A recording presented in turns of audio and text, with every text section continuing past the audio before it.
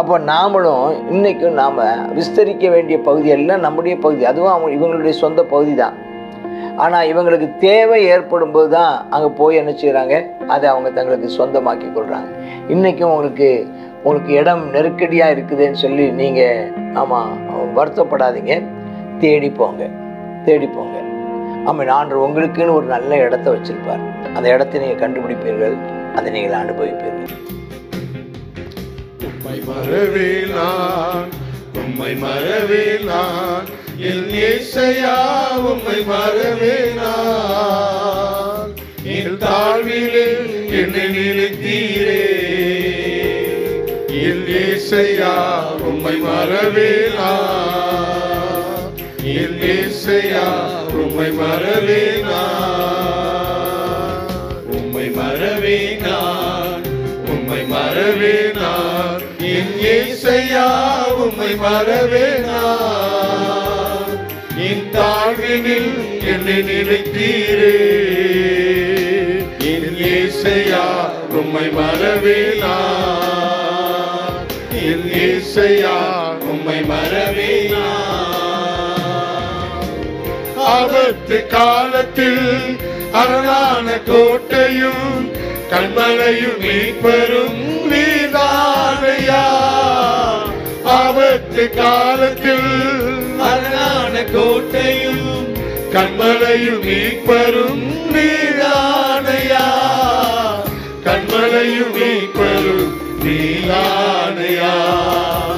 கண்மலையும் மீட்பரும் நீதானையா. உம்மை மறவேனான், உம்மை மறவேனான். என் இயேசையா, உம்மை மறவேனான். என் தாழ்வினில் என்னை நினைத்தீரே என் இயேசையா, உம்மை மறவேனான். என் இயேசையா, உம்மை மறவேனான். கர்த்தருடைய பரிசுத்த நாமத்திற்கு மகிமை உண்டாவதாக. 1 நாளாகமும் 4வது அதிகாரம்.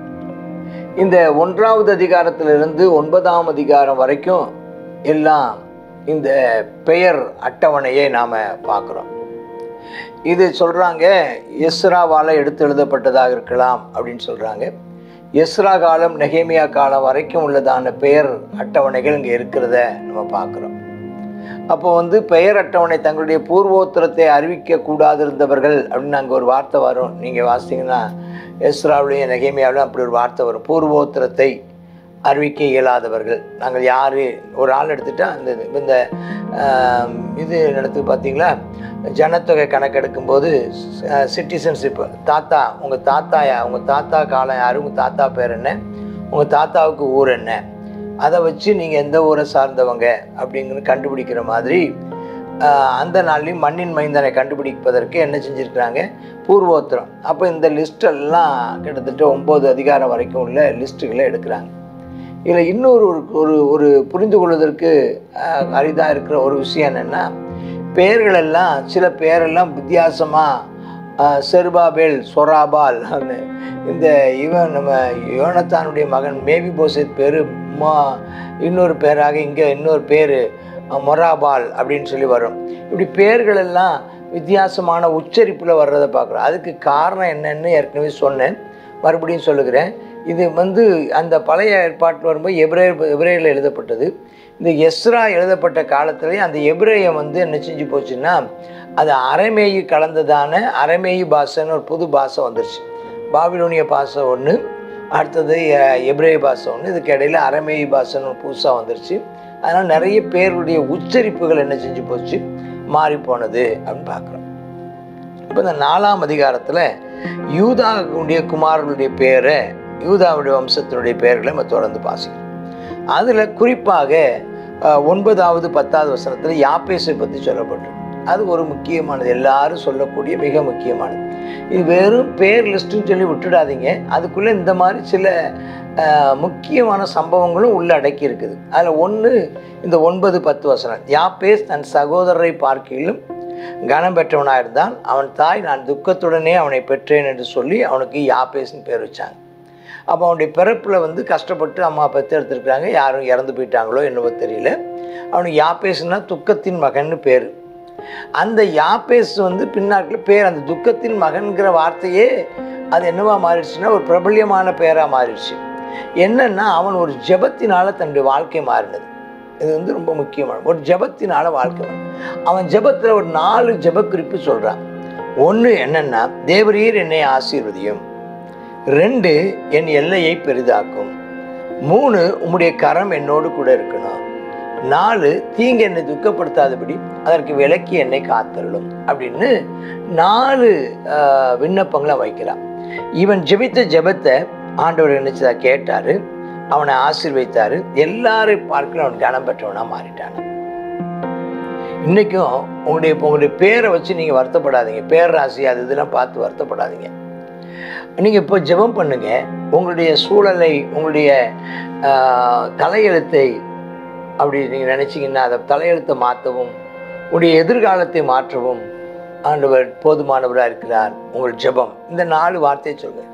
ஆமாம், ஒன்று தள்ள கைவி சொல்லலாம், தேவரே என்னை ஆசீர்வதித்து. 2 கையை விரித்து என் எல்லையை பெரிதாக்கும். உம்முடைய கரம் என்னோடு கூட இருந்து தீங்கு என்னை துக்கப்படுத்தாதபடி அது விலக்கி என்னை காத்தருளும் அப்படின்னு நீங்கள் ஜெபம் பண்ணுங்க.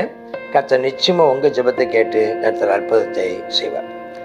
அதுக்கப்புறம் இன்னொரு குறிப்பான 21ஆம் வசனத்தில் ஒரு சின்ன ஒரு குறிப்பு இருக்கிறத காட்டுறேன். மெல்லிய புடவை நெய்த, அதில் இந்த யூதா கோத்திரத்துக்காரங்க அதில் மெல்லிய புடவை ரொம்ப பெருசாக சொல்லுவாங்க. அந்த காலத்தில் தென் தமிழகத்தில் மெல்லிய புடவையை தீப்பெட்டிக்குள்ளே அவன் அடக்கி வைக்கக்கூடிய அளவுக்கெல்லாம் புடவையை செய்தாங்க அப்படிலாம் சொல்லப்பட. தீப்பெட்டி அளவுக்கு கூட புடவையை, ஒரு 6 முழ புடவையை தீப்பெட்டி பெட்டிக்குள்ளே வைக்கிற அளவுக்கு மடித்துடுவாங்க அப்படின்னு சொல்லக்கூடிய அளவுக்கு மெல்லிய புடவைகளை செய்கிறதுல இந்த யூதா கோத்திரத்தை சார்ந்ததான இந்த சேலாகின் புத்திரர் அவங்கெல்லாம் இருந்திருக்கிறாங்க அப்படின்னு சொல்லி நான் பார்க்குறேன்.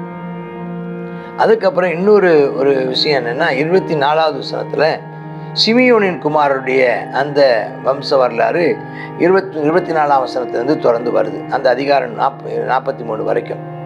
அந்த சிமியோன் வம்சத்தாரை பற்றி சொல்லக்கூடிய விஷயங்களில் ஒரு முக்கியமான விஷயம், அவங்க ஏராளமாய் பரவினார்களாம்.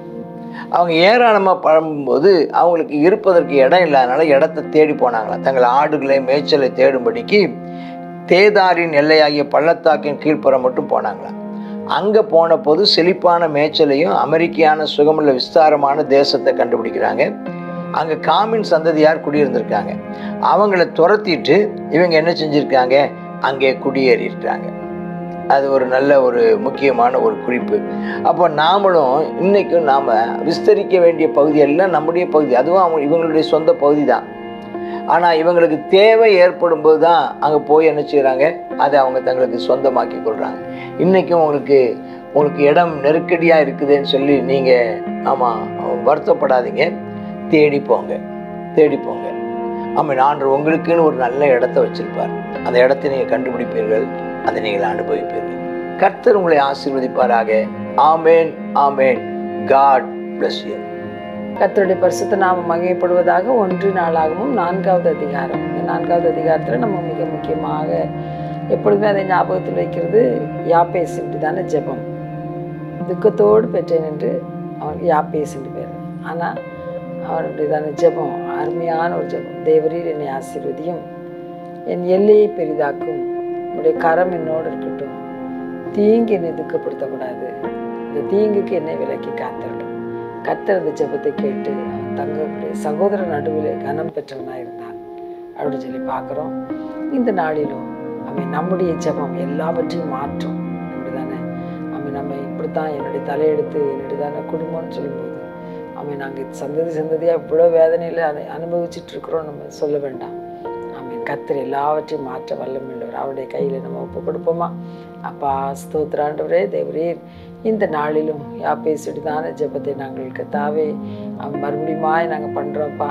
தேவனே, யாப்பேசினுடைய ஜெபத்தை கேட்டு அப்பா அவனுடையதான வாழ்க்கையில் ஒரு பெரிய மாற்றத்தை ஏற்படுத்தி தங்களுடையதான சகோதரர் நடுவில் ஆமேனப்பா எவ்வளோ துக்கமாக இருந்ததான அந்த மகனுடைய வாழ்க்கையில் கர்த்தாவே ஆமேனப்பா எல்லாரும் அவன் துக்கத்தின் மகன்னு கூப்பிடும்போது எவ்வளோ வருத்தமாக இருந்திருக்கோம்ப்பா. ஆனாலும் கர்த்தாவே ஆமெனப்பா அந்த பாரத்தோடு ஜெபித்த போது நீர் அதை மாற்றினது போல இன்றைக்கும் அநேகர் கர்த்தாவே உடையதான வாழ்க்கையில் தேவனே இந்த வேதனையை அனுபவித்து கொண்டிருக்கிற பிள்ளைகள் ஏசப்பா எல்லாரும் ஆமென் இந்த நாளில் கர்த்தாவே ஒரு பெரிய ஆசீர்வாதத்தை பெற்றுக்கொள்வார்களாக. கர்த்தாவே ஸ்தோத்திரம், உடைய கரம் அவர்களோடு கூட இருப்பதாக. கர்த்தாவே ஆமெனப்பா ஸ்தோத்திரப்பா, எல்லைகளை பெரிதாக்குங்கப்பா தேவனே ஆமெனப்பா. உம்மை நோக்கி கூப்பிடுற பிள்ளைகளுக்கு கர்த்தாவே எந்த ஒரு தீங்கு அணுகாதபடிக்கு தேவனே எல்லா தீமைக்கும் அப்பா நீர் நீங்களாக்கி ஆமெனப்பா நீர் காத்து கொள்ள வேண்டும் என்று ஜெபிக்கிறோம். உம்முடைய செட்டைகளின் நிழலில் வைத்து பொதிந்து பாதுகாத்து கொள்வீராக. இந்த நாளிலும் கர்த்தா ஒரு பெரிய தெய்வீக சமாதானத்தை தெய்வீக பாதுகாப்பையும் பராமரிப்பையும் கர்த்தா உம்முடைய பிள்ளைகள் உணரத்தக்கதாக நீர் கிரியை செய்யும். இயேசுவின் நாமத்தில் ஜெபிக்கிறோம் எங்கள் நல்ல பிதாவே, ஆமென்.